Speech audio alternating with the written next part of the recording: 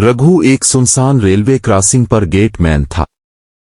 15 साल से वो इस वीराने में अकेला रह रहा था, जहां दिन में 2 बार सिर्फ ट्रेनें गुजरती थीं।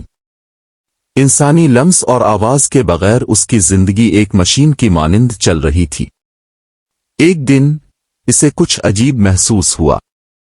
रेल की पटरी के करीब एक लड़की बेहोश पड़ी थी।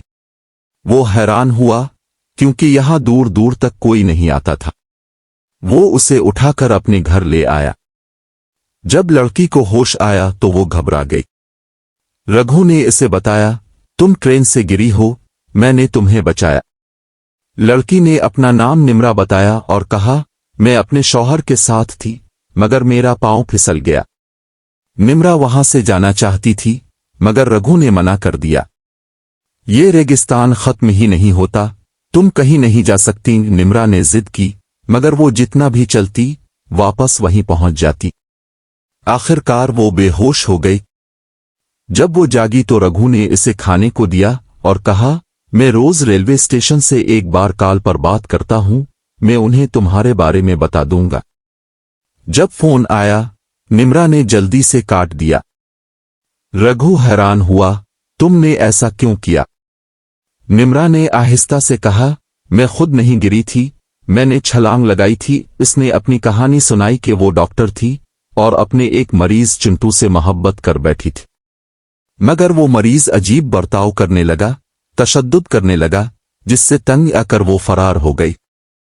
रघु ने इस पर तरस खाया और उसे तसल्ली दी। मगर एक दिन जब निम्रा घर की सफाई कर रही थी, इसे एक अखबारी कटिंग मिली जिसमें 4 कत्ल की खबर थी। एक कार्ड भी मिला जिस पर रघु का असल नाम दर्ज था। वो डर गई। जब रघु वापस आया उसने निम्रा को घबराया हुआ पाया। तुम इतनी परेशान क्यों हो? निम्रा ने इसे टालने की कोशिश की मगर रघु की नजर इस कार्ड पर पड़ गई। अब इसने सच्चाई बयान की। 15 साल पहले मैंने अपनी बीवी और उसके आशिक को मार डाला क्योंकि डॉक्टर ने मुझे बताया था कि मैं बाप बन ही नहीं सकता। मेरे अपने बच्चे नहीं हो सकते मगर मेरे घर में बच्चे थे। निम्रा हैरान थी मगर रघु ने कहा, मैंने रघु काका को नहीं मारा, वो बीमार थे, मैंने उन्हें दफना दिया और खुद को रघु बना लिया। ये सब सुनकर निम्रा कुछ नर्म हो गई। दोनों एक दूसरे का सहारा बनने लगे। मगर उसी दौरान पानी खत्म हो गया। रघु ने निम्रा को कुनमे का रास्ता दिखाया और खुद आराम करने लगा। तभी दरवाजे पर दस्तक हुई। एक शख्स आया जो निम्रा का शौहर होने का दावा कर रहा था। वो बोला, मेरी बीवी पागल है, वो कभी भी किसी की जान ले सकती है। रघु उलझ गया।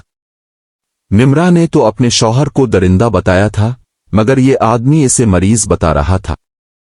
आखिर निम्रा पानी लेकर वापस आई और रघु ने इसका सामना किया, तुम्हारा नाम निम्रा है या सिद्रा? निम्रा ने रोते हुए कहा, यह मेरा शौहर था जो मुझे मारता था, इसीलिए मैं भाग आई थी। रघु को यकीन नहीं आया। मगर जैसे ही शौहर निम्रा को ले जाने लगा, निम्रा ने पीछे से इसके सर पर रॉड मार दिया। रघु ने घबराकर पूछा, तुमने ये क्या किया? निम्रा चीखी, अगर मैं ना मारती तो वो हमें मार देता।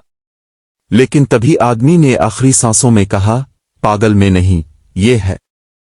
डॉक्टर राठौर ने इसका इलाज किया था। रघु के हाथों में आदमी का बटुआ था।